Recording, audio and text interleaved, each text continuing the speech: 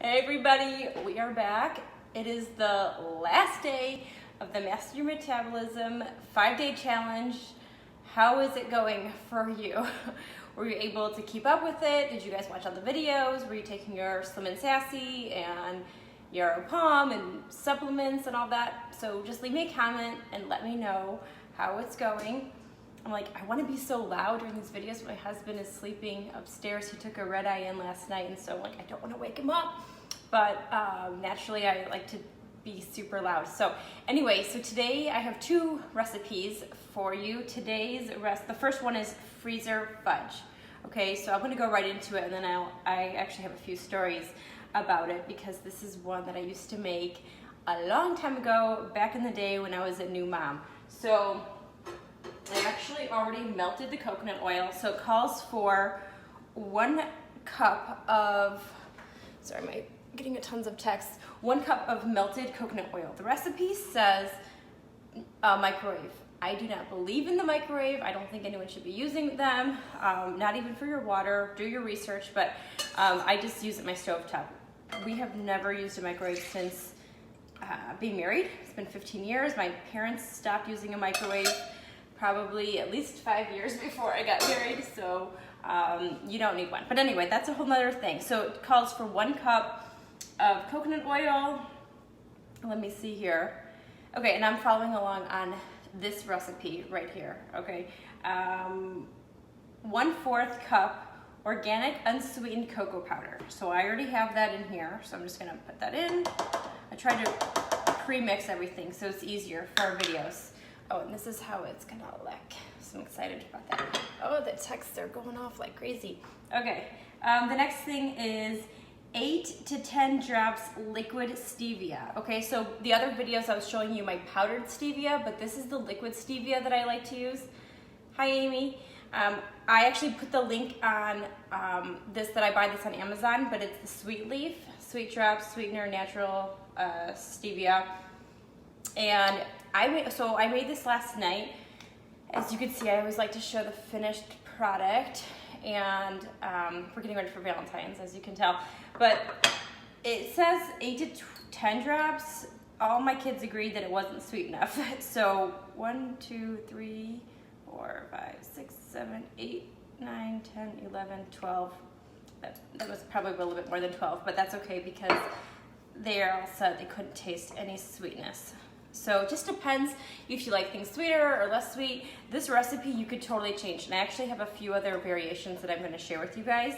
So I'm just, whisking it in here, and then it says 1/4 cup to 1/2 cup almond butter or peanut butter. Okay, I use peanut butter. This is the brand I'm using right now because it's a great natural kind. Okay, again, it depends on your consistency. If you want more or less, this can be changed up. And I have to tell you that my kids actually they're not really fans of this. But so this is more like a mom's treat, okay? The kind of thing, like let's say you are at night and you have a sweet craving or something. Now you can eat something that's actually good for you because there's no sweetener in it, obviously, because it has stevia. When I mean sweetener, it's nothing that's gonna change your blood sugar, okay? And there's just coconut oil and peanut butter. Make it all that. Okay, so this is like a good mom's treat. Your husbands might enjoy it too if you're married, but it's not like something that you have to worry about your kids like trying to sneak them because it's not that sweet. Okay, I used to make this recipe with honey, so if you did it with that, it would be a little bit sweeter, but I like the stevia now. All right, and then the last thing, that's it. So let me just whisk it up a little bit. Okay, again, okay, I'm going to show you 2 things because I used to make this recipe a little bit different, but now I actually really like this recipe. So you just take it and you put them into the ice cube trays. Okay, so I'm just going to do that. Then I want to show you making a huge mess here. If you also have like little fun molds, you can do that. Hey guys, thanks for getting on.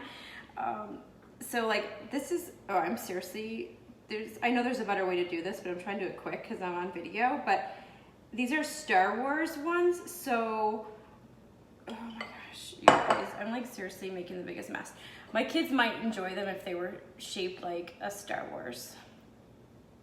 Okay, So anyway, if I wasn't on video, I'd be actually taking more time to do this nice and neat, but you put it all in.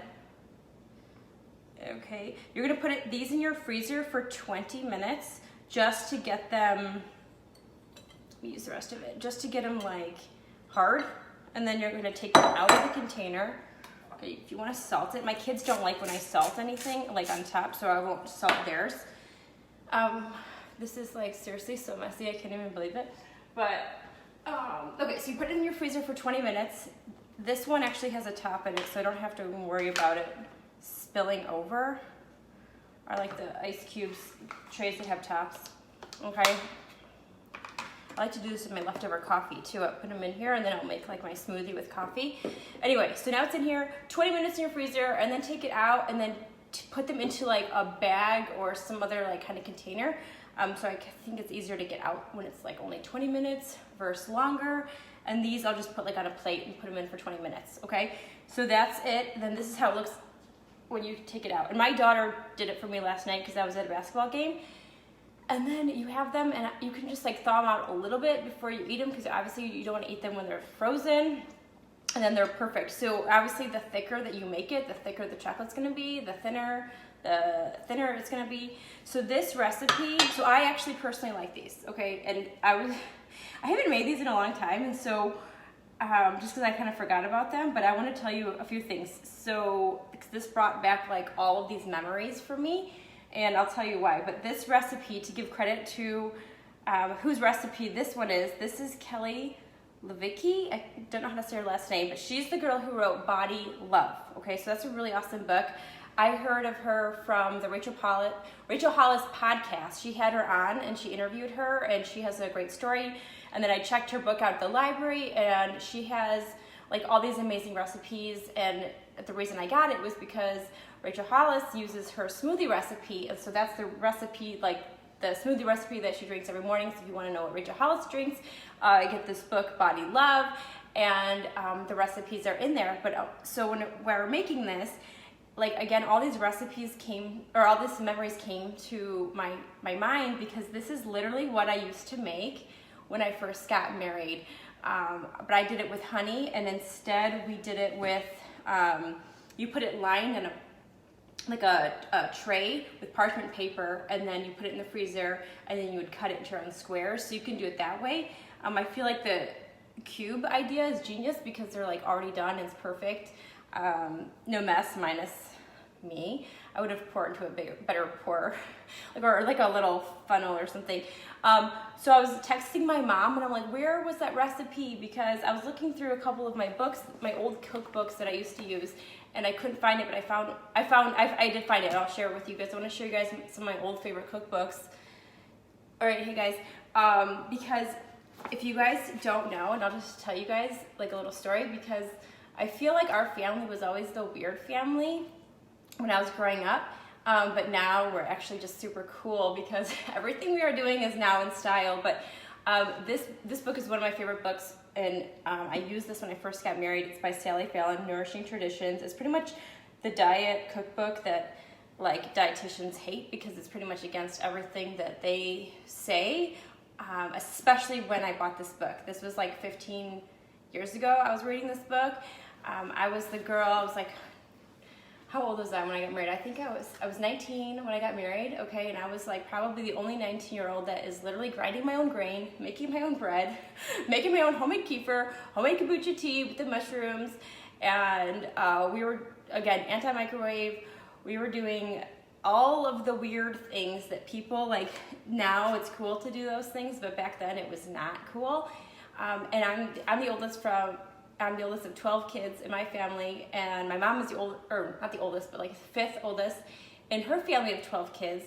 And all of my aunts, she has nine girls were in her family and 3 boys.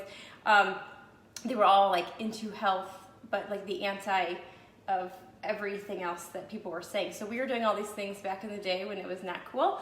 And this is one of the books that I always go, or I used to always go to. I kind of forgot about it until now. And if you're looking for good recipes that call for like good whole ingredients, like regular Kerrygold butter, coconut oil, like all the basic stuff, this is your go-to book. This one has carob fudge, and I want to share that with you because it has butter, okay? Oh, and again, I used to go to Sally Fallon's like talks, like this by the Weston A. Price Foundation, so I've seen her in person. She's awesome.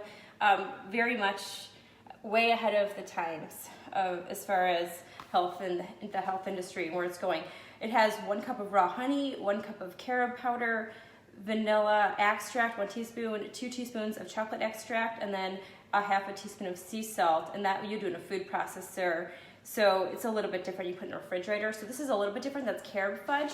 But then, and I get so excited talking about these things, but then, I don't know, I took the cover off of this one, but this is the Maker's Diet. This is one of my other favorite books that I used to read and do the whole program, and there's just some great recipes in here. This is by Jordan Rubin, okay? And I was like texting my mom, like, where was that recipe with the coconut oil and the chocolate? And she's like, oh, it's the Maker's Diet. So I found it in here, and it is, oh, I thought I had that on the page. Oh yeah, it's called Coconut Almond Fudge, so it's a little bit different. But this one calls for 1 cup extra virgin coconut oil, okay, 3/4 cup carob powder, 1/4 cup raw almond butter, 1/4 teaspoon unheated honey. That was what I used to use, was the honey, okay, and then 1 tablespoon vanilla. Okay, so you could probably add vanilla to this too. So those are some like variations of things. And then it was the same thing. You just put it into like a big thing with the parchment paper, and we laid it out very thin. It was like very thin. And then that was my treat for myself. That was like my chocolate. And that was like way back before even natural chocolates were available. Now I feel like you could buy a lot of good ones, but I feel like when you make your own, it's always healthier because you're in control of the ingredients. Also, it's probably cheaper because natural chocolate is very expensive to buy. And you can keep it in your freezer, so it's gonna last forever. So you just pop in 1 or 2 at night, and that's your special treat for yourself, or the middle of the day, or the special time of month, or whenever you feel like you deserve a little bit of coconut chocolate, okay? So anyway, I wanted to share that little story with you guys. I'm gonna be back to do another video. I have to prepare for that. I'm gonna clean all this up, and then it's the apple slices. It's so easy, it doesn't even need a video, but it's part of the program, so I'll be back with another video. Let me know if you guys have tried this or anything like this and how you like it. And you could probably put peppermint oil, or you could probably do different things. Oh, that reminds me, one other thing I've got to tell you about this Maker's Diet book. And I actually wish I listened to Jordan when I first read this book, because I was so into all the food recipes and coconut oil and like, our family used to go to Tropical Traditions website. It was like the only coconut oil out there at the time. We would buy the 5-gallon coconut oils and like 20 pounds of wheat to grind your own wheat. Like, we were seriously the weirdos. But anyway, in chapter 11 here, and this is like a really old copy, so it might be updated by now. It has a whole chapter on essential oils. So biblical medicine. So he talks about other biblical things too, like aloe, but then cinnamon, coriander, cumin. Oops, he had turmeric in here. Let's see, frankincense, a lot of other things too. So mint, myrrh was the cure-all treatment, spikenard. It's all biblical-based medicine and how they use the oils in biblical times. So another great reason to get the Maker's Diet book. But anyway, I can go on and on about this forever, but I will let you guys go. Hope you have a great day, and I'll be back with another recipe soon. All right, thanks, bye.